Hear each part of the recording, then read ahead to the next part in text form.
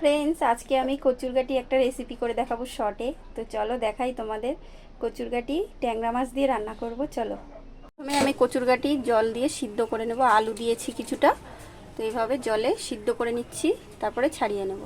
কচুরগাটি সিদ্ধ করে আমি খোসা ছাড়িয়ে নিয়েছি, আর তার সঙ্গে একটু আলুও দিয়েছি। আর এখানে ট্যাংরা মাছ, এই যে লবণ হলুদ মাখিয়ে রেখেছি, কেটে ধুয়ে পরিষ্কার করে। এই যে ছোট ছোট ট্যাংরা মাছ, ডিমালা ট্যাংরা মাছ, এটা ভাজা করব। কড়াইতে তেল দিয়েছি, একে মাছগুলো একটু ভেজে নেব। তো ফ্রেন্ডস, মাছগুলো আমি ভেজে নামিয়ে নিয়েছি। ভাজা তেলে রাঁধুনি ফোড়ন দিয়েছি, আর এখানটা আছে আদা রসুন পেঁয়াজ বাটা। এই মশলাটা আমি একটু কষিয়ে নেব। তো লবণ দিয়ে দিচ্ছি, হলুদ, লঙ্কার গুঁড়ো পরিমাণ মতো। এবার ভালো করে একটু কষিয়ে নেব। কড়া কচুরগাটি আর আলু দিয়ে দেবো, দিয়ে একটু ভালো করে ভাজা ভাজা করে নেব। দিয়ে দিচ্ছি। ভালো করে ভাজা ভাজা করা হয়ে গেছে, এবার জল দিয়ে দেবো। জল দিয়ে দিলাম পুরো পরিমাণ মতো। এবার ভালো করে একটু ফুটবে,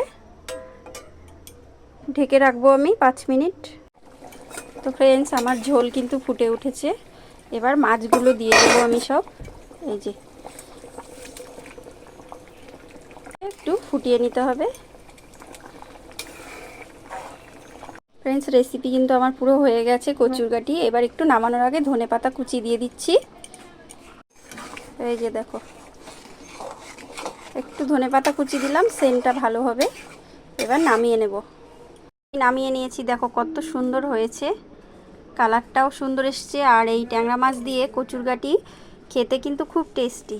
তো আমার রেসিপিটা তোমাদের কেমন লাগলে অবশ্যই কমেন্ট করে বলবে।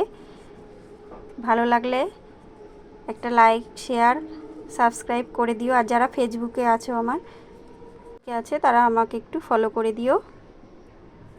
দেখো।